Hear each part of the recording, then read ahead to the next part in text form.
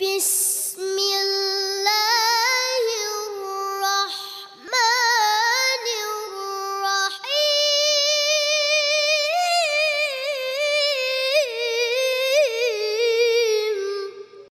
আলহামদুলিল্লাহ ওয়াসসালাতু ওয়াসসালামু আলা রাসূলিল্লাহ ওয়া বা'দ। দূরে কাছে যে যেখান থেকে দেখছেন সবাইকে জানাচ্ছি আন্তরিক অভিনন্দন, মোবারকবাদ। প্রিয় মুসলিম ভাই ও বোনেরা, আজকে আলোচনা করব জানাজার নামাজের পরে দোয়া প্রসঙ্গে। আমাদের দেশের সুন্নি মুসলমানেরা জানাজার পরে কাতার ভেঙ্গে মাইয়েতের জন্য মুস্তাহাব হিসেবে দোয়া করে থাকেন। এ বিষয়ে পর্যাপ্ত দলিল আদিল্লা মওজুদ রয়েছে। আজকে আপনাদেরকে দেখাবো আমাদের দয়াল নবী রাসূল আকরাম সাল্লাল্লাহু আলাইহি ওয়াসাল্লামের ইমামবিহীন সালাতুল জানাজার পরে সাহাবায়ে কেরাম সম্মিলিত দোয়া করেছেন। যেমন এই বিষয়ে আপনারা একটি riwayat লক্ষ্য করুন, যেটা উল্লেখ রয়েছে ইমাম বুখারী রাহমাতুল্লাহ আলাইহির উস্তাদ ইমাম মুহাম্মদ ইবনু সাআদ রাহমাতুল্লাহ আলাইহির তাবাকাতুল কুবরা এর দ্বিতীয় খণ্ডের 222 পৃষ্ঠায় এবং ইমাম ইবনু আসাকির রাহমাতুল্লাহ আলাইহি তদীয় তারিখের দ্বিতীয় খণ্ডের 399 পৃষ্ঠার মধ্যে উল্লেখ করেছেন। ইমাম হিন্দি রাহমাতুল্লাহ আলাইহি তদীয় কানজুল উম্মালের 18794 নং হাদিসের মধ্যে উল্লেখ করেছেন। ইমাম সুয়ুতি রাহমাতুল্লাহ আলাইহি জামিউল আহাদিসের 34702 নং হাদিসের মধ্যে উল্লেখ করেছেন। ইমাম ইবনু সালেহি শামী রাহমাতুল্লাহ আলাইহি তদীয় সুবুলুল হুদা ওয়ার রাশাদের 12তম খণ্ডের 329 পৃষ্ঠার মধ্যে উল্লেখ করেছেন। হাফিজ জালালউদ্দিন সুয়ুতি রাহমাতুল্লাহ আলাইহির খাসাইসুল কুবরা এর দ্বিতীয় খণ্ডের 484 পৃষ্ঠার মধ্যে হাদিস খানা উল্লেখ করেছেন। স্ক্রিনে আপনারা সম্পূর্ণ হাদিসটুকু লক্ষ্য করুন। আন আলিয়িন ক্বালা লাম্মা উদিয়া রাসূলুল্লাহি সাল্লাল্লাহু আলাইহি ওয়াসাল্লাম আলা সারীর قال علي الا يقوم عليه احد لعله يؤم هو امامكم حيا وميتا।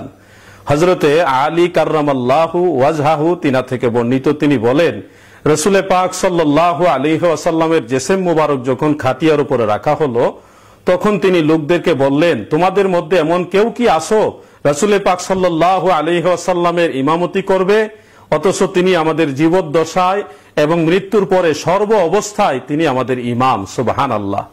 এরপরে উল্লেখ রয়েছে ফাকানা ইয়াদখুলুন নাসু রাসালান রাসালান ফায়ুসাল্লুনা আলাইহি সাফফান সাফফান লাইসা লাহুম ইমামুন ওয়া ইউকাব্বিরুনা।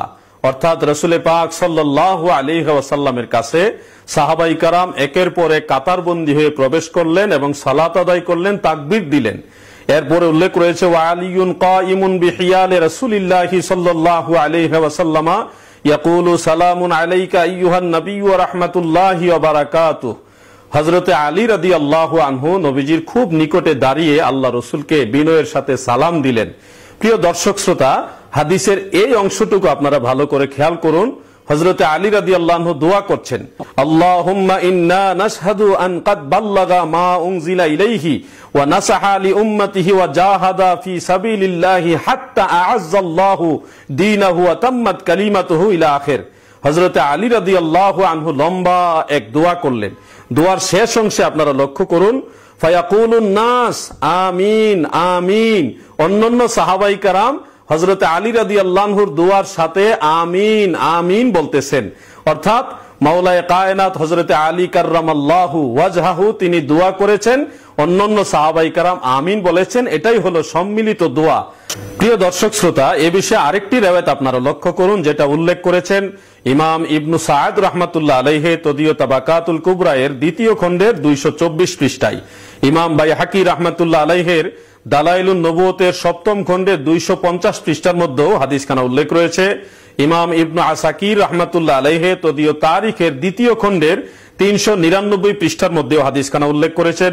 হাফিজ ইবনু কাসির রাহমাতুল্লাহ আলাইহি তদীয় আল বিদায়া ওয়ান নিহায়া এর 5ম খণ্ডের 286 পৃষ্ঠার মধ্যে উল্লেখ করেছেন।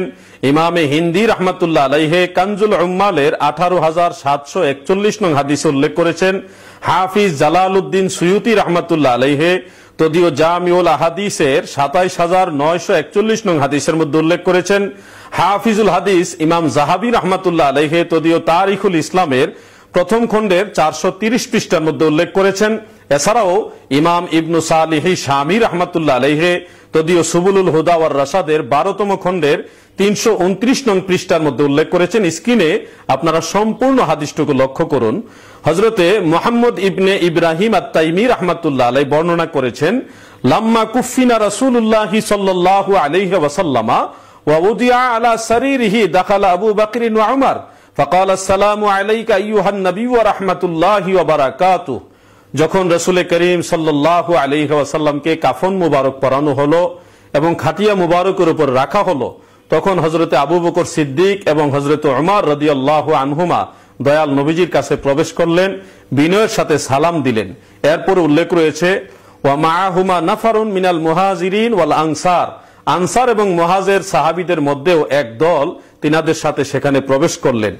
ফাসাল্লিমু কামা সাল্লামা আবু বকরিন ওয়া উমর ওয়া সাফফু সুফুফান লা ইয়াউম্মুহুম আলাইহি আহাদ। আনসার ও মুহাজির সাহাবীরা ওইভাবেই দয়াল নবীজিকে সালাম দিলেন যেভাবে হযরতে আবু বকর উমর রাদিয়াল্লাহু আনহুমা সালাম দিয়েছেন। অতঃপর তিনারা কাতারবন্দী হয়ে ইমাম ব্যতি রেখে সালাত আদায় করলেন।